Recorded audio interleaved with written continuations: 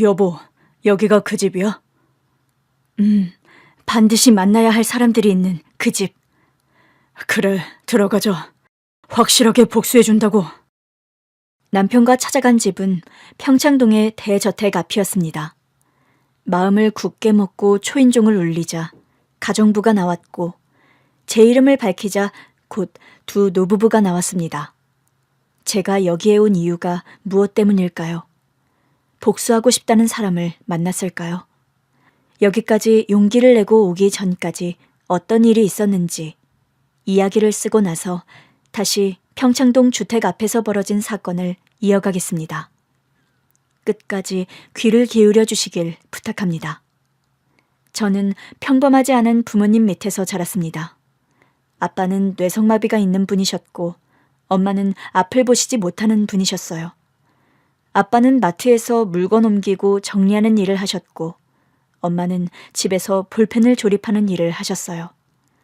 두 분은 충분히 경제활동도 할 수 있었고 의사소통하는 데에는 큰 문제가 없었어요. 제가 늘 하는 말이지만 부모님이 부끄럽다고 생각한 적이 단 한 번도 없었습니다. 앞을 보시지 못하는 엄마는 다른 기관이 남들보다 발달하신 분이에요. 냄새를 잘 맡으시고 귀가 엄청 밝으며 날씨를 누구보다 빨리 알아맞히셨습니다. 꿉꿉하니 곧 비가 오려나 보다. 엄마, 항상 궁금했는데 그런 건 어떻게 맞춰? 피부에 딱 느껴져. 하루 전에 바람이 닿기만 해도 하늘에서 구름이 낄지 태양이 뜰지 알 수 있다. 치, 거짓말. 엄마가 언제 틀린 적 있냐? 없지, 항상 맞추지. 날씨뿐만 아니라 귀도 엄청 밝잖아. 그렇긴 하지. 지금 저 멀리서 뻥튀기 차가 들어오고 있다. 골목 밖에서 우회전하려는 트럭 소리가 들리는데 뻥튀기 아저씨 차야. 또 고소한 냄새가 나기도 하거든. 도대체 무슨 냄새가 난다는 거야? 그리고 무슨 소리가 들린다는 거야? 정말 신기해. 아빠도 자랑스러웠지만 엄마의 특기가 진짜 신기해서 항상 자랑스러워서 옆에 꼭 붙어 다녔어요. 동네 사람들도 저희 부모님이 조금 불편함을 가지고 사는 분들인 건 아셨는데 아무도 차별하지 않았어요. 동네 친구들도 항상 말조심, 행동조심을 해서 부모님께 실수한 적이 거의 없답니다. 친구들 중 저를 참 많이 따라다니는 남자애가 있었어요. 부모님 말씀으로는 걸음마를 떼기도 전에 저와 어울렸답니다. 그 친구는 코를 찔찔 흘려서 인중에 항상 콧물이 굳어 있었어요. 10살 때까지도 코 흘리는 버릇을 고치지 못했답니다. 미니야, 엄마랑 어디 가냐? 종식아, 너 골목 들어오면서 뻥튀기차 봤니? 봤는데. 어떻게 알았어? 역시 엄마가 맞췄네. 종식아, 엄마랑 나랑 시장 보러 가는 길이야. 넌 어딜 가니? 나도 시장에 가는 길이야. 지금 우리 쪽으로 걸어왔잖아. 산책하다가 시장 가려고. 지금 뒤를 돌아서 갈 거야. 정말 알 수 없는 애다. 종식이가 저를 좋아하는 티를 많이 내긴 했지만 저는 모른 척하며 편한 친구로 지냈어요. 시장에 따라온 종식이는 저 대신 무거운 짐을 들어줬답니다. 종식이 넌 시장에서 아무것도 안 사고 우리 집만 들어주니? 깜빡하고 돈을 안 가지고 왔어. 아휴, 맨날 거짓말이네. 어서 집에 가자. 내가 들어다 줄게. 종식이는 늘 그렇게 제 주변을 맴돌며 많은 걸 도와주는 고마운 친구였습니다. 엄마 아빠는 우스갯소리로 종식이와 나중에 결혼하라는 말씀을 하시곤 했답니다. 미니야, 나중에 꼭 종식이랑 결혼해라. 저렇게 널 생각해주는 걸 봐라. 얼마나 착하니. 엄마, 종식이는 친구야, 친구. 그리고 코 찔찔 흘리는 애랑 무슨 결혼을 해? 왜 귀엽잖니. 엄마 눈에는 안 보이지만 분명히 사랑스럽게 생겼을 거다. 엄마 말이 맞지? 맞긴 뭐가 맞아. 틀렸거든. 네가 그렇게 말해도 나중에 종식이가 네 남편이 될 거다. 엄마는 다 알아맞히는 거 알지? 말씀이 어눌한 아빠 역시도 종식이가 사윗감이라고 하셨습니다. 부모님의 노력으로 저는 고생 모르고 자랐어요. 중고등학교를 무사히 나왔고 명문대학교에 합격했답니다. 그래서 고향을 떠나 서울로 올라가야 했어요. 부모님께 인사를 드리고 먼 길을 떠나게 되었답니다. 엄마, 아버지, 나 올라갈게. 매일 전화드리고 방학 때 내려올게. 우리 딸, 서울 가서 몸 건강하게 잘 지내야 해. 공부보다 건강이 우선이다. 알겠니? 알겠어, 엄마. 그럼 그만 가볼게요. 집을 벗어나자 종식이가 기다리고 있었어요. 가자. 기차역까지 바래다 줄게. 어제 인사했는데 뭐하러 왔어? 그냥 산책하다가. 넌 좋겠다. 멋들어지게 대학도 가고. 종식아, 넌 뭐 할 거야? 농사 지어야지. 부모님이 대를 이어서 농업을 하라고 하시니 다른 도리가 없네. 효자네. 그래, 바래다 줘라. 이 누님이 서울까지 올라가면 한동안 얼굴 보기 힘들 거다. 종식이는 아버지의 차를 빌려서 저를 기차역까지 바래다 줬어요. 차에서 내리자 종식이가 따라 내렸고 개찰구 앞까지 짐을 들어줬답니다. 고맙다, 종식아. 넌 항상 좋은 친구였어. 끝까지 이런 친구가 되어줘. 싫은데. 친구 그만하고 싶은데. 뭐? 되물었지만 저는 알고 있었습니다. 엄마를 닮아서 그런지 어떤 말을 할지 예상되었어요. 너 따라다닌 지 10년이 넘었어. 이젠 말할래. 김민희, 난 너를 사랑한다. 처음 본 순간부터 지금까지 단 한 번도 사랑하지 않은 적 없어. 너 나중에 대학 마치면 나랑 결혼하자. 종식아, 너무 급발진 아니냐? 무슨 사랑 고백을 하자마자 결혼을 하자고 해. 그런가? 그럼 지금부터 내 여자 해라. 진짜 시골 총각 같네. 종식아, 미안한데 우린 친구야. 지금도 앞으로도 영원히 말이야. 난 싫다니까, 친구. 그만하자고. 애인하고 싶어. 고백은 감사했지만 종식이에게 친구 이상의 감정이 들지 않았습니다. 그래서 확실하게 선을 그었어요. 미안해, 종식아. 넌 좋은 친구야. 그 이상이 될 순 없어. 나 이젠 코 안 흘려. 생긴 것도 이만하면 봐줄만 하지 않냐? 당연히 멋있지. 그게 문제가 아니고 우린 아기 때부터 친구였어.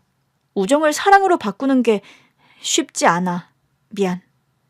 못된 계집애. 그만 갈게. 종식아, 잘 있어? 야, 다음에 내려올 때 전화해. 데리러 올 테니까. 그럼 우리 친구 계속하는 거지? 좋아, 연락할게. 그렇게 친구로 지내기로 하고 기차에 올라 서울로 향했습니다. 기숙사에 도착해 짐을 풀었고 같이 방을 쓰는 친구와 인사를 했어요. 그리고 책을 펴고 한 번씩 대충 읽어보며 다음 날을 준비했습니다. 수업을 처음 들으며 느낀 건 공부 잘하고 똑똑한 애들이 널리고 널렸다는 겁니다. 제가 고향에서 공부 좀 한다고 생각했는데 대학에 와보니 아무것도 아니더라고요. 교수님 질문에 척척 대답하는 동기들을 보고 아직 가야 할 길이 멀다는 걸 제대로 깨달았습니다. 그리고 학교 선배들과 어울리는 시간이 있어서 두루두루 친해졌는데 한 남자 선배가 저에게 특별하게 대했어요. 민희야, 너 시골에서 올라왔다며? 네, 선빈 선배. 깡시골은 아니고 그래도 시내에 나가면 백화점은 있어요. 나중에 네 고향에 같이 가고 싶다. 난 서울에서 사는 게 질려버렸거든. 소음이랑 공기가 너무 안 좋아서 시골에서 살고 싶어. 시골이 좋긴 하지만 대학 나와서 취직하려면 서울에서 계속 살아야 하잖아요. 시골 가서 사는 건 포기하시고 가끔 여행으로 가시는 게 좋을 것 같아요. 똑 부러지게 말도 잘하네. 얼굴도 예뻐가지고. 제가 예쁘다고요? 저도 알아요. 그래, 잘하네. 그럼 내가 너한테 관심 있다는 것도 알아? 어떻게 몰라요. 다른 선배들이 맨날 선빈 선배랑 잘해보라고 난린데. 게다가 선배가 저한테 밥을 얼마나 많이 사주신 줄 모르세요? 그렇긴 하지. 그래서 민희, 너는 어떤데? 나에 대해 어떻게 생각하고 있어? 그 순간 제 얼굴이 새빨개졌습니다. 원숭이 엉덩이보다 훨씬 빨개져서 감정을 숨기기 어려웠답니다. 선빈 선배는 제 마음을 제대로 알고 싶다며 저를 좋아한다고 적극적으로 표현했습니다. 저도 같은 마음이라고 밝혔고 그날 선배와 연인 사이로 발전하게 되었습니다. 첫사랑이었던 오빠는 공부도 잘하고 인기도 많았어요. 그런데도 촌에서 올라온 저와 사귀는 걸 보니 제가 매력이 있긴 한가 봅니다. 연애와 공부를 동시에 하니 성적이 떨어질 줄 알았는데 오히려 성적이 더 올랐습니다. 남자친구가 옆에서 많이 가르쳐주다 보니 그런 거죠. 한 학기가 끝나고 방학이 되어 시골집에 내려가려고 하는데 큰일이 벌어졌습니다. 오빠, 나 몸이 왜 이렇게 아프지? 병원 좀 가봐야 할까 봐. 병원 가자. 그리고 시골집에 오빠랑 같이 내려가자. 너희 부모님께 인사드리고 싶어. 정말? 그래.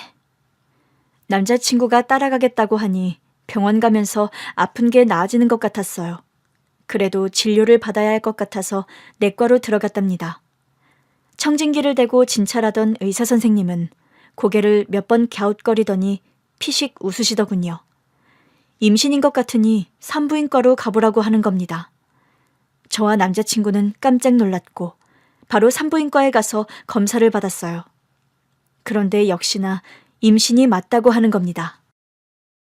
나 어떡해. 20살에 임신이라니. 오빠, 어떻게 할 거야? 어떻게 할 거냐고. 애기 낳아야지. 낳아서 잘 길러야지.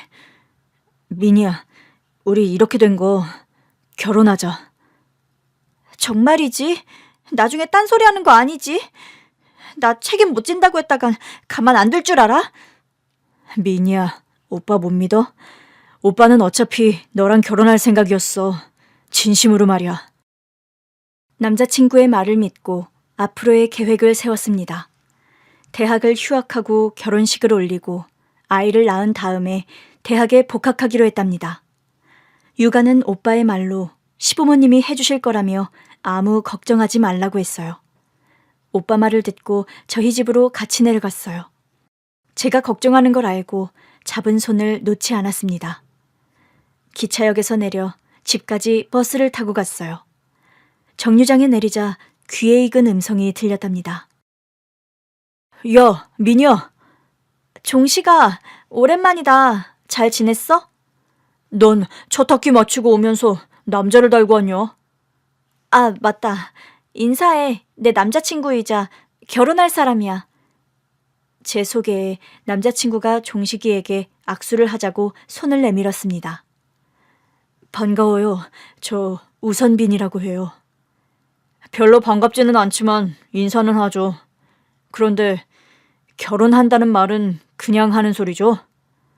아니요. 진짜로 결혼할 겁니다. 아니, 해야만 해요. 민희가 임신했거든요. 그 말에 종식이가 대뜸 남자친구의 멱살을 잡았습니다. 뭐가 어째? 네가 우리 민희를 임신시켰다고? 이런 나쁜 놈을 봐나. 순진한 시골 처녀를 꼬셔서 애까지 가지게 해? 종식이, 너 지금 뭐 하는 짓이야? 우리 오빠 놔줘. 그 손 치우라고. 민희, 너 서울에 공부하러 간 거 아니었냐? 얌전한 고양이가 부뚜막에 먼저 올라간다더니 실망이다. 그래, 실망해. 그리고 그 손 치워. 어디서 양아치 같은 놈이랑 만나서 그 모양이 됐냐? 한심하다, 이 계집애야. 네가 신경 쓸 일 아니거든? 너랑 내가 무슨 사이라도 되는 줄 아나 본데 넌 아무것도 아니야. 화가 나서 종식이에게 상처가 되는 말을 했습니다. 멱살을 놓아준 종식이는 저를 한번 째려보고 논으로 들어갔습니다. 부모님께 인사를 드리러 집안에 들어서자 아빠가 감탄사를 자아냈습니다. 당신 말이 맞았네. 우리 딸이 남자랑 같이 왔어. 거봐, 남자 냄새가 난다고 했잖아. 민희 너 남자친구 생겼냐? 집까지 데리고 올 만큼 가까워진 거니? 엄마, 또 맞췄구나. 맞아. 오빠, 인사드려. 우리 부모님이야. 남자친구에게 저희 부모님이 불편한 부분이 있다는 걸 말해주지 않아서 조금 놀란 눈치였습니다. 그래도 인사는 바르게 잘했습니다. 아버님, 어머님, 절부터 받으세요. 우선빈이라고 합니다. 무슨 절까지. 아무튼 잘 왔어요. 서울에서 여기까지 오느라 수고가 많았어. 내가 눈은 이렇지만 다른 감각은 뛰어나서 요리를 좀 해요. 잠깐 앉아서 얘기 나누고 있어요. 엄마는 주방으로 가서 식사 준비를 하셨고 아빠는 어색하게 앉아서 남자친구를 자세히 살펴보셨습니다. 30분 뒤 식사를 맛있게 먹고 제가 헛구역질을 하자 엄마가 긴장한 숨을 내쉬며 말씀하셨어요. 너 뭐냐? 그거 입덧이지? 엄마. 이리 와봐. 배 만져보게. 엄마는 제 배에 손을 올리더니 뭐라도 느끼셨는지 바로 알아챘습니다. 너 임신한 거 맞지? 비싼 돈 들여서 대학 보냈더니 애를 달고 내려와? 여보, 가서 빗자루 좀 가져와. 엄마, 아빠, 죄송해요. 나 오빠랑 사귀다가 실수로 그만. 그런데 우리 벌써 결혼하기로 약속했어. 휴학하고 결혼할 거야. 아이고, 내 팔자야. 딸내미 곱게 키워서 공부하라고 보냈더니 사고를 치고 내려왔네. 아이고. 민희야, 너 진짜 애를 가진 거야? 오진 아니고 진짜란 말이야? 제 남자친구가 무릎을 꿇고 빌었습니다. 아버님, 어머님, 저를 탓하시고 저를 때리십시오. 그래, 자네라도 두들겨 패야 속이 풀릴 것 같구만. 여보, 빗자루! 아빠는 엄마의 말씀대로 빗자루를 가져오셨어요.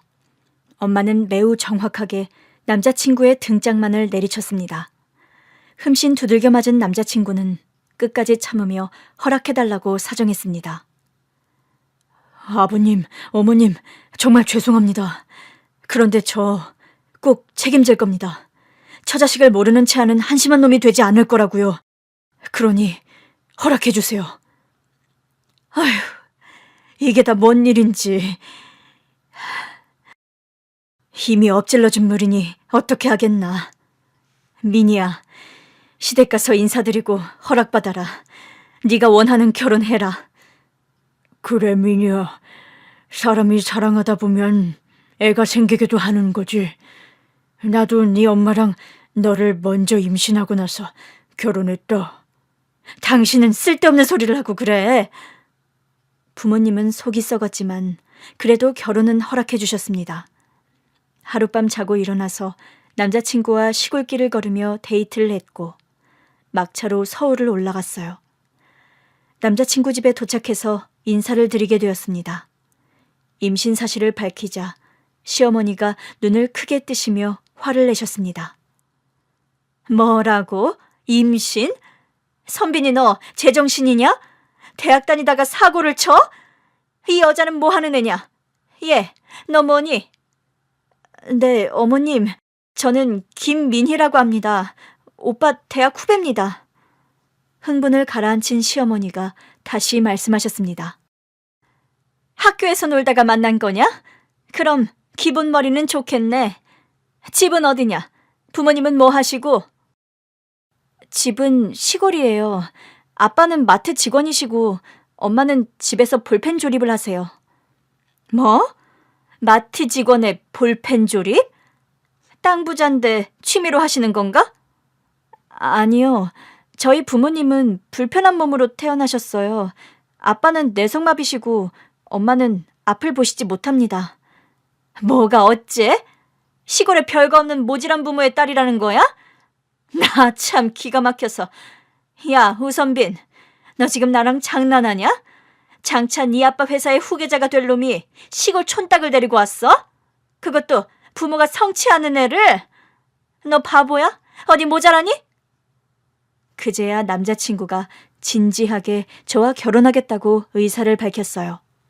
저희 계획을 말씀드리자 시어머니가 그이의 따귀를 날리셨답니다. 나가! 호적을 파든지 저 여자를 치워버리든지 둘 중 하나 결정하고 돌아와! 엄마, 결혼할 거예요. 저 진짜 잘할 자신 있어요. 못난 놈, 어디 거지 같은 걸 달고 와서 결혼 타령이야? 야, 저 촌딱을 다시 우리 집에 데리고 오면 너 진짜로 호적에서 파버릴 줄 알아? 어서 내 눈에 저 계집애 치워! 저는 너무 화가 나서 시댁에서 뛰쳐나왔습니다. 남자친구도 따라 나왔고 울음이 터진 저에게 사과를 연신했습니다.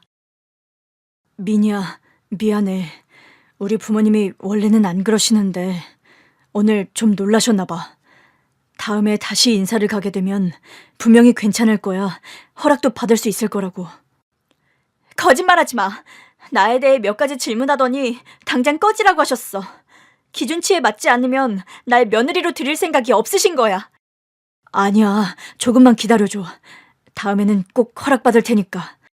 우리 결혼은 꼭 할 거야. 그 말을 믿어야 할지 모르겠지만 일단 남자친구가 저를 포기하지 않겠다는 마음은 전달이 되어 반대하더라도 둘이서 살면 그만이지 하는 생각을 했답니다. 다시 시골로 내려가야 할지 고민하는데 남자친구가 자취방을 마련해서 둘이 같이 지내기로 했어요. 끝까지 시부모님을 설득하든지 다 포기하고 저와 자취방에서 하나부터 10까지 책임지고 살지 둘 중에 하나는 꼭 하겠다며 같이 지내기로 했답니다. 친정 부모님께는 서울에서 잘 지내고 있고 상견례 날짜가 잡히면 모시러 가겠다고 말씀드렸어요. 지킬 수 있을 약속일지는 모르지만 일단 안심을 시켜드렸답니다. 그런데 방세를 내고 돈이 떨어진 남자친구는 돈을 벌어오겠다며 공사장에 나갔어요. 생활할 돈이 한 푼도 없으니 자기가 직접 일을 해서 벌어오겠다고 했답니다. 그이는 열흘이 넘도록 하루도 안 쉬고 막노동을 해서 돈을 벌어왔어요. 미니야, 나 잘하고 있는 거 맞지? 그런 것 같아. 오빠 부모님은 아직 완강하게 반대하시지? 아무래도 호적을 파는 게 나을 것 같아. 아버지 후계자가 되어서 부자로 살 수도 있었지만 미니 너와 아기랑 셋이 오순도순 평범하게 사는 게 더 좋을 것 같아. 우리 마음 비우고 이렇게 살자.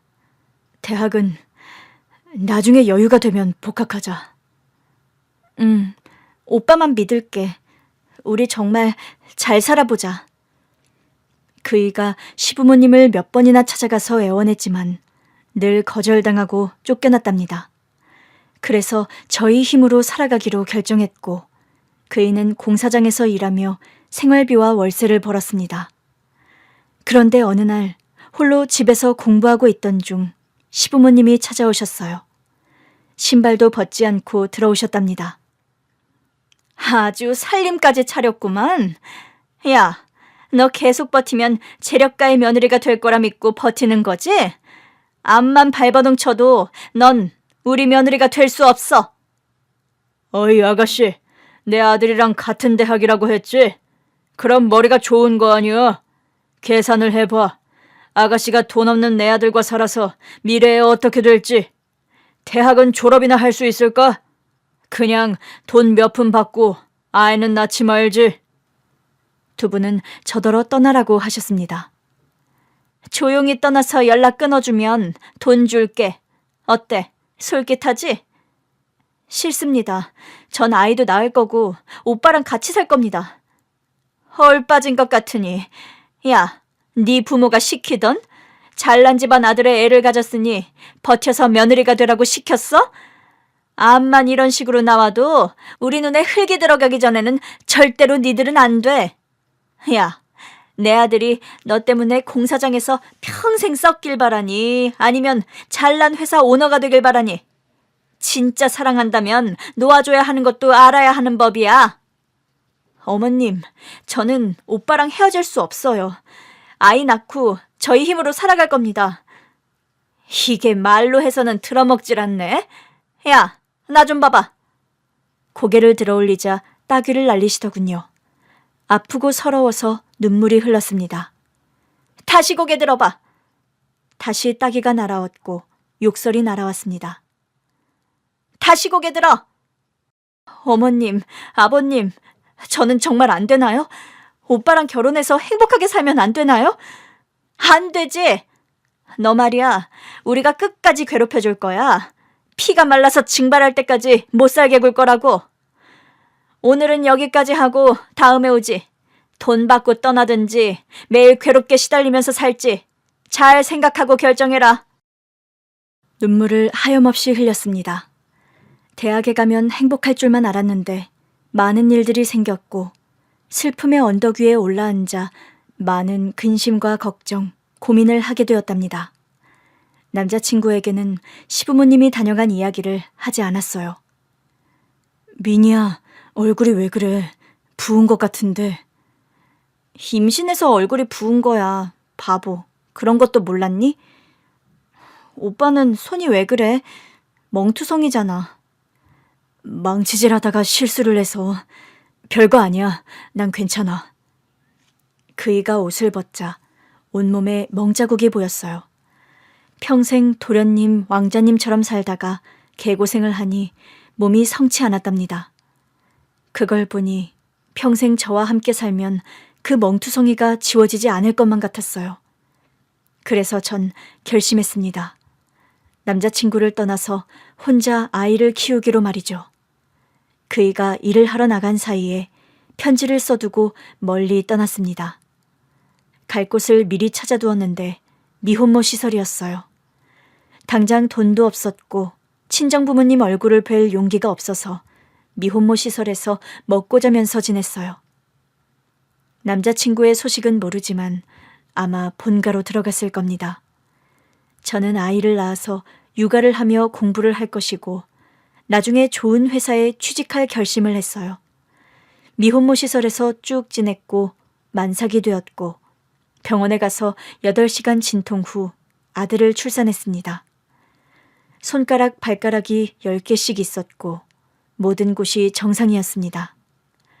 그 순간만큼은 저의 신세에 대한 생각은 하나도 나지 않았고 희열만이 느껴졌어요.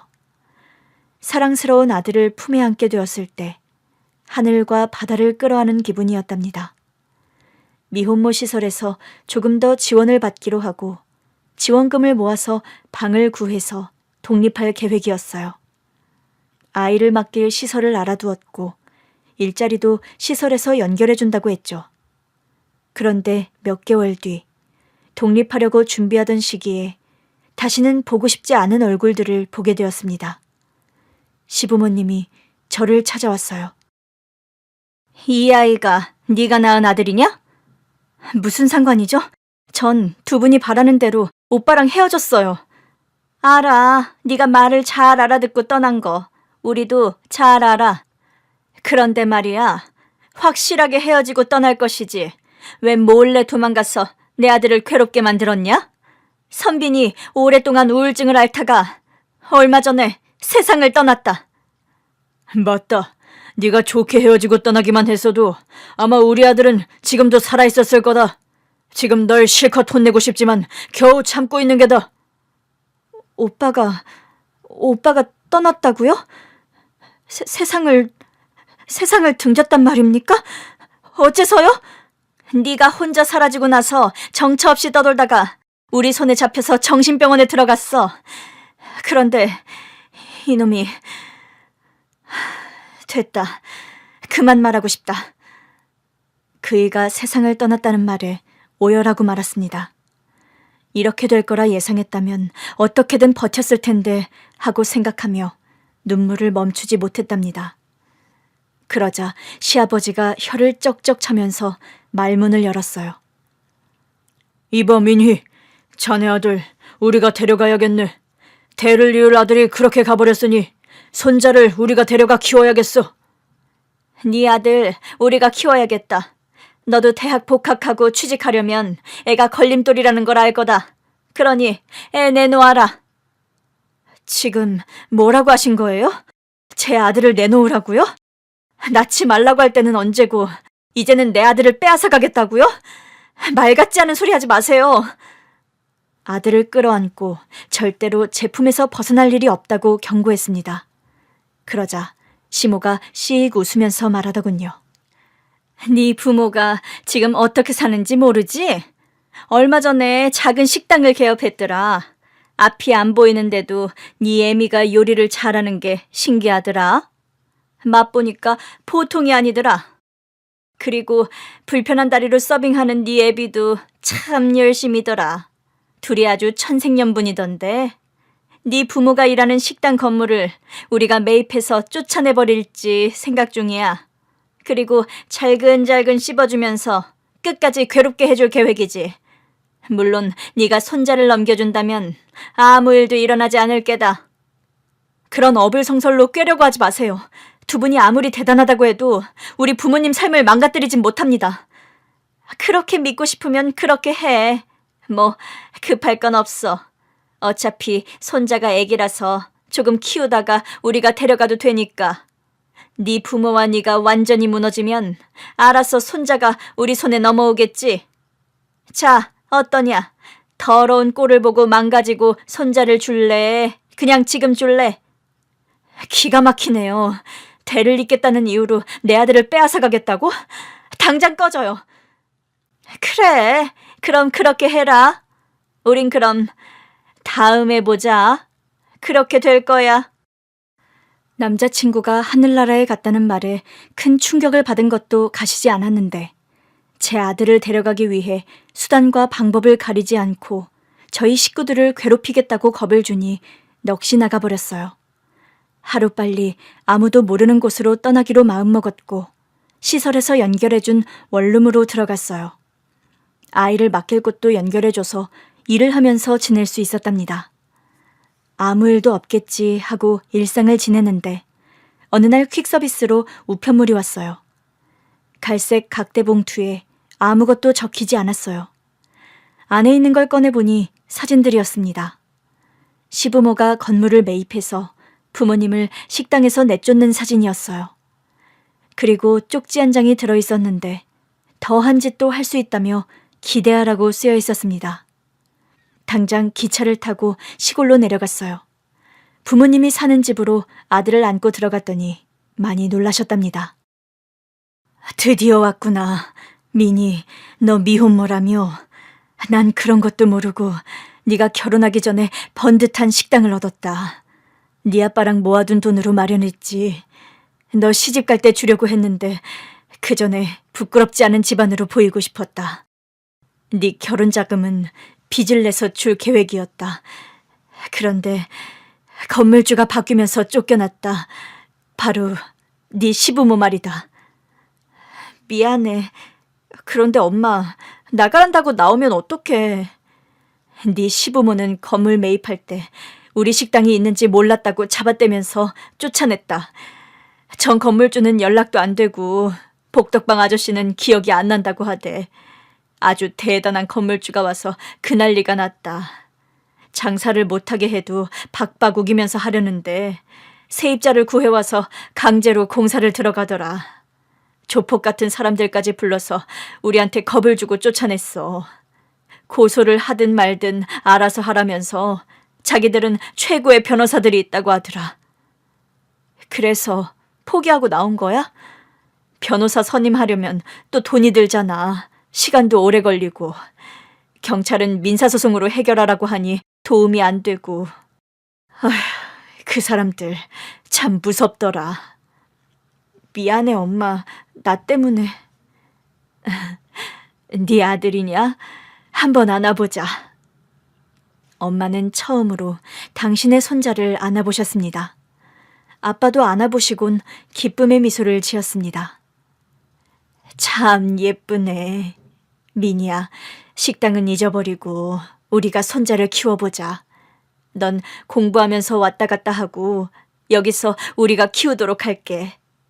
엄마, 나 안 미워? 이미 벌어진 일이고 이렇게 예쁜 손자를 보니 화도 안 난다. 우리 걱정은 하지 마. 부모님은 식당에서 쫓겨나고 큰 빚을 지었는데 끝까지 저를 감싸주셨습니다. 저는 시골에서 지내기로 하고 복학은 나중에 하겠다고 했어요. 부모님은 다른 일자리를 구하려고 하셨는데 시골이라 한번 그만둔 일자리는 다른 사람이 이미 꿰차고 있어서 쉽게 구하기 어려웠어요. 저 또한 일할 곳이 없어서 많이 힘들었답니다. 그러다 종식이가 도움의 손길을 내어줬습니다. 민희, 너 이게 뭐냐? 이게 네가 원하는 서울살이의 끝이냐? 내일부터 우리 논에 나와. 그리고 너희 부모님은 우리 옆집 딸기농사 아저씨한테 가라고 말씀드려. 거기서 할 일이 있을 거래. 정말? 종식아, 고마워. 진짜 고맙다. 너밖에 없다. 그걸 이제 알았냐? 나 간다. 종식이 덕분에 생활비를 벌어가며 먹고 살았어요.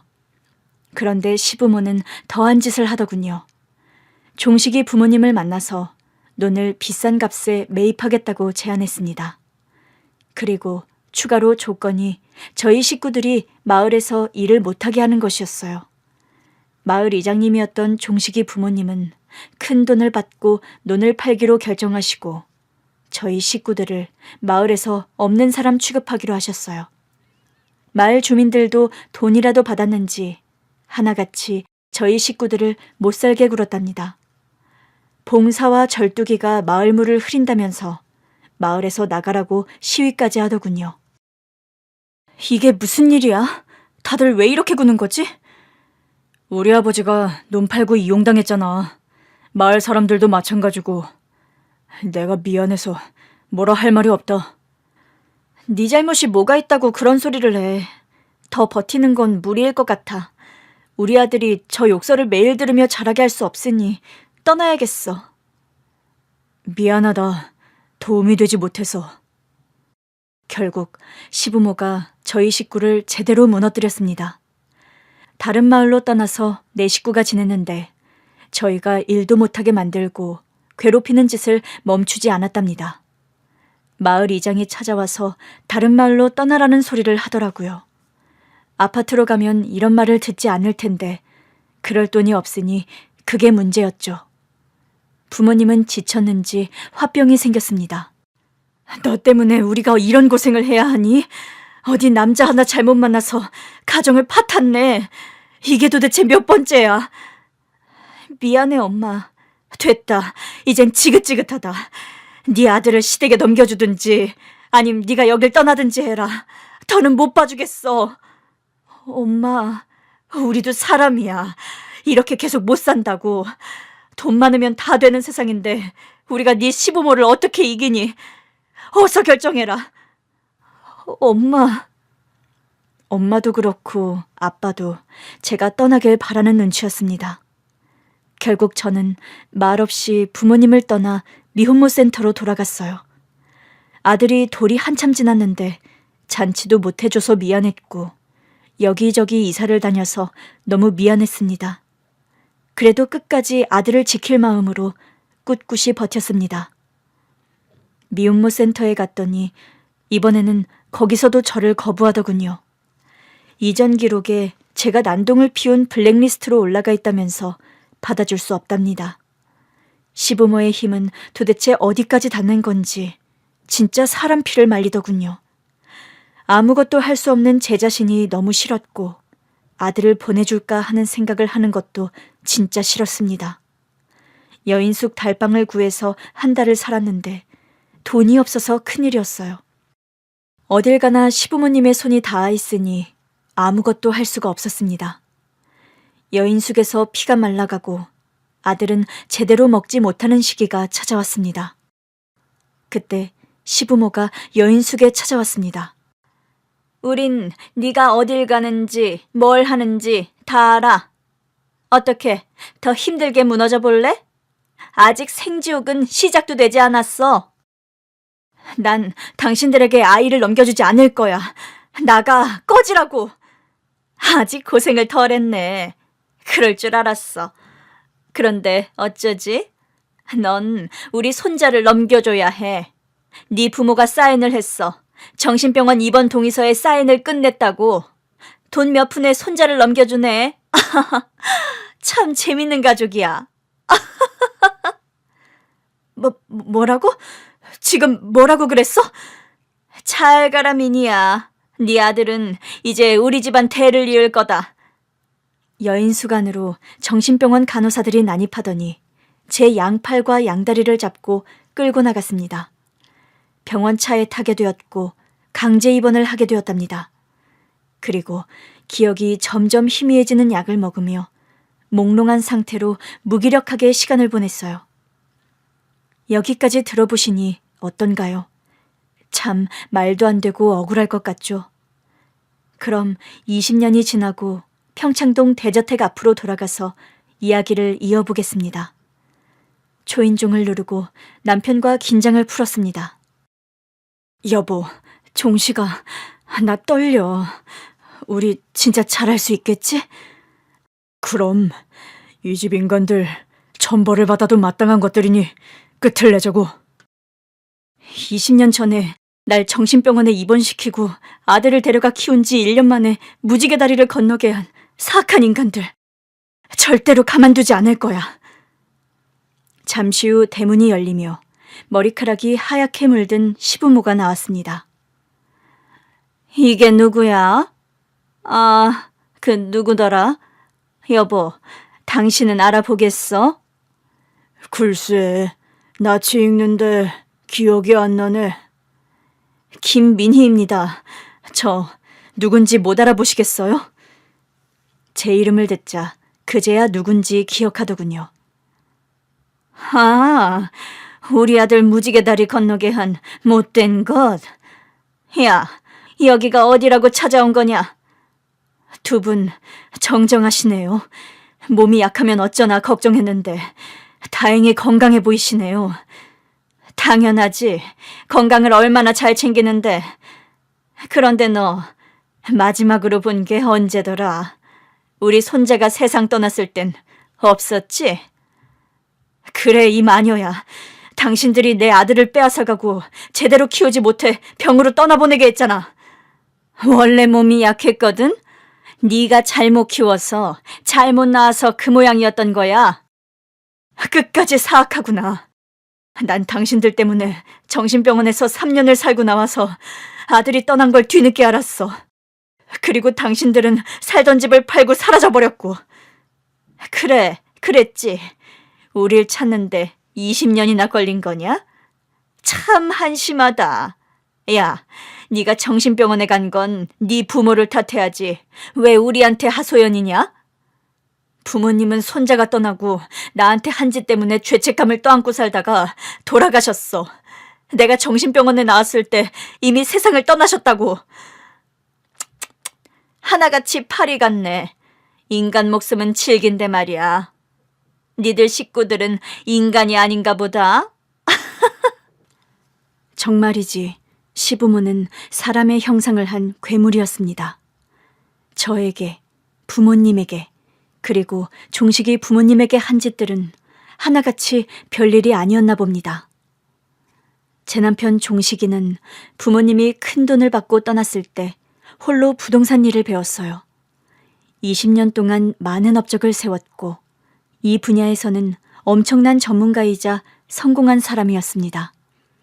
저는 정신병원에서 나와 여러 해 동안 힘들어하며 지내다가 미용 기술을 배웠고 15년 만에 대형샵을 차렸답니다. 저와 종식이는 서로를 잊고 지내다가 5년 전 우연히 제 미용실에 머리를 자르러 종식이가 들어왔어요. 아주 오랜만에 만나 저희는 눈물로 인사했고 깊고 빠른 사랑에 빠졌답니다. 종식이는 결혼을 한 번 했었고 전처가 바람을 피워서 이혼하고 혼자 살고 있었어요. 저희 인연은 그렇게 다시 새롭게 시작되었죠. 종식이와 결혼할 거라는 엄마의 말씀이 적중했더라고요. 저희는 결혼을 했고 딸도 한 명 출산했답니다. 그리고 평창동 대저택 앞에 찾아온 이유는 노부부를 쫓아내려고 찾아왔습니다. 여보, 시작해. 그러지. 두 분, 이 집 경매로 넘어간 거 아시죠? 제가 싼 값에 아주 잘 샀습니다. 아직 짐을 안 싸신 것 같은데 이삿짐차 불러드릴까? 뭐야, 니놈이 뭔데 우리 집을 경매로 사? 우린 아직 건재하다고. 여긴 우리 집이야. 아무도 들어오지 못해. 그렇게 나오실 줄 알았어요. 아니, 그렇게 나와야 재밌죠. 저와 그이는 실실 웃으며 뒤를 돌았습니다. 법원 공무원과 철거팀을 불렀답니다. 경매로 넘어간 집입니다. 여기 명령서 보이시죠? 벌써 일주일이나 지났습니다. 두 분이 완강하게 나오시니 저희도 무력을 행사할 수밖에 없습니다. 자, 다들 들어가서 짐을 모두 수거하고 노부부를 밖으로 내보내. 안 돼. 이것들이 감히 우리 우씨 집안을 무너뜨리려고 해? 야, 김민희, 네가 벌인 짓이지? 예전에 우리한테 당했다고 네가 우리 남편 회사를 무너뜨린 거지? 아니요. 난 당신 남편 회사에 손도 안 댔어요. 알아서 망한 거고 내 남편이 경매로 사들인 것뿐이에요. 두 사람이 나에게 했던 것 이상으로 복수를 해주고 싶은데 이것밖에 해드릴 게 없네요. 물론 앞으로 알아서 계속 단계별로 무너지겠지만 말이에요. 저 얄팍한 것. 니들 한 명이라도 여길 들어오면 절대로 가만 안 둬! 시모의 말을 무시하고 대저택 안으로 들어갔습니다. 짐을 모조리 빼서 포장이사 차에 싣더군요. 참고로 포장이사비는 시부모가 내야 했답니다. 시부모는 집안에서 물건을 못 빼도록 막으려고 했지만 건장한 남자들을 제재하지는 못했어요. 집안의 짐이 다 빠지자 남자들이 시부모를 대문 밖으로 쫓아냈습니다. 바닥에 넘어진 노부부는 억울하다며 소리를 고래고래 질렀어요. 그리고 저와 남편은 대문 안으로 건너갔습니다. 어머님, 아버님, 사악한 두 분, 기분 어떠세요? 이제 여기 우리 집이네요. 조금 전까지 이 안에서 살던 두 분이 길바닥에 나앉게 되셨네요. 너무 재밌다. 너 가만 안 둘 거야. 여보, 대문 닫아. 쾅 소리를 내며 대문이 닫히자 시부모가 발광했어요. 하지만 전혀 타격이 없었습니다. 당신들 덕분에 산전수전을 겪고 이렇게 잘 살게 됐네요. 이거 고맙다고 해야 하나? 아니지. 내 아들을 그렇게 만들었으니 계속해서 원망하며 저주를 퍼부어야지. 당신들은 이제부터 진짜 생지옥이 시작될 거야. 헛된 희망은 꿈꾸지 마. 절대로 다시 일어날 수 없으니까. 두 분 아주 재미있는 부부야. 저런 하찮은 기집애한테 당하다니. 분해. 우리 집안에 죄를 뿌리는 못된 것. 너 두고 봐라. 우리가 다시 돌아와서 복수해 줄 테니까. 각성한 저의 비웃음에 두 부부는 더욱더 화를 주체하지 못하고 바닥에서 대굴대굴 구르며 비명을 질렀습니다. 법원 관계자들이 시부모를 데리고 어딘가로 떠났고 저와 남편은 그 집에서 바로 나왔어요.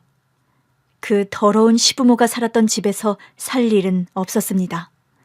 경매로 싸게 매입했으니 리모델링하고 비싸게 팔 계획이었답니다. 남편이 알아서 잘 진행해 주었고 대저택은 매우 비싼 값으로 팔렸답니다. 몇 달 사이에 인생이 180도 꺾여버린 시부모는 좀 불쌍하게 끝이 났어요. 시아버지는 쉼터에서 지내다가 화병으로 인한 건지 심정지로 세상을 떠났고 시어머니는 미쳐서 정신병원에 입원하게 되었답니다. 저는 마지막 복수를 위해 병원에 찾아가서 면회 신청을 했습니다. 어머님, 잘 계셨어요. 더한 지옥으로 가셔야 하니 잘 버티셔야죠. 퇴근 뉘슈. 어머님의 며느리가 되지 못한 한 맺힌 여자죠. 에? 며느리? 이봐요. 내 나이가 22살인데 무슨 며느리야? 농담을 진지하게 잘하시네. 나 시집 갈 날을 받아놨어. 머리 올릴 날이 얼마 남지 않았다고. 아, 그러시구나. 축하해, 친구야. 실은 내가 네 친구야. 그렇지? 기억난다. 네 엄마 봉사잖아. 네 아빠는 절뚝이고. 맞지? 기억에 혼돈이 왔는지 과거와 미래를 섞어서 말하더라고요. 여전히 말버릇은 없었습니다. 친구야, 그런 소리 하면 못 써. 내가 하나 말해줄게. 네 미래에 대해서 말이야. 넌 나중에 정신병원에 입원한다? 이게 지금 뭔 소리를 짓거리는 거야? 더 재밌는 이야기 해줄까? 지금 넌 정신병원에 있어. 22살이 아니라 곧 74이 된다고. 자, 거울 보여줄게. 거울을 들이밀어주자 얼굴을 본 시모가 경악하더니 하얀 개거품을 물더군요. 이게 뭐야? 이건 내 얼굴이 아니야. 사탄아, 물러가라. 이 못생긴 늙은이를 내 눈앞에서 치워! 더 밑으로 내려갈 데가 없네. 이제 끝났다. 내가 소원하던 복수. 어머님, 남은 인생 이렇게 바보로 사세요? 등을 돌리고 돌아서자 시어머니는 다 잊어버리고 인사를 하더군요. 친구야, 잘 가. 다음에 또 놀러와. 그래, 벽에 똥칠하면서 잘 놀고 있어. 정말 이젠 한을 풀 수 있었습니다. 저와 남편, 딸이 사는 집은 팰리스 타워예요. 남편 종식이가 성공해서 마련한 집이죠. 아주 가난하지는 않았지만 수십 년 전과 지금을 비교해보니 엄청난 성공을 했네요. 그 과정에는 시부모가 있었고요. 또 잠시 원망했지만 부모님과 남편의 부모님, 마을 사람들도 모두 세상을 떠났습니다. 그때는 이해하지 못했지만 지금은 그래도 조금, 아주 조금은 이해를 하려고 합니다. 여보, 우리 딸이 울어. 가만히 있어봐. 나 사연 쓰고 있잖아. 사연? 무슨 사연? 우리 살아온 이야기를 써서 유튜브에 보내보려고. 그래. 그럼 열심히 써. 나는 좀 멋있게 써주고. 알았으니까 딸이나 잘 보고 있어. 다 쓰고 갈게. 글을 쓰다 보니 옛날 생각에 화도 났다가 제 자신이 불쌍하기도 했네요. 그리고 행복한 지금을 보니 대견스럽기도 하고요. 기구했던 저의 인생의 희망의 불꽃이 잘 피어올라 잘 살게 되었네요. 힘들었던 과거로 인해 아직도 치유되지 않은 분들께 제 사연을 바치고 싶습니다. 부디 어제보단 오늘이, 오늘보단 내일이 더 행복하시길 바랍니다. 감사합니다.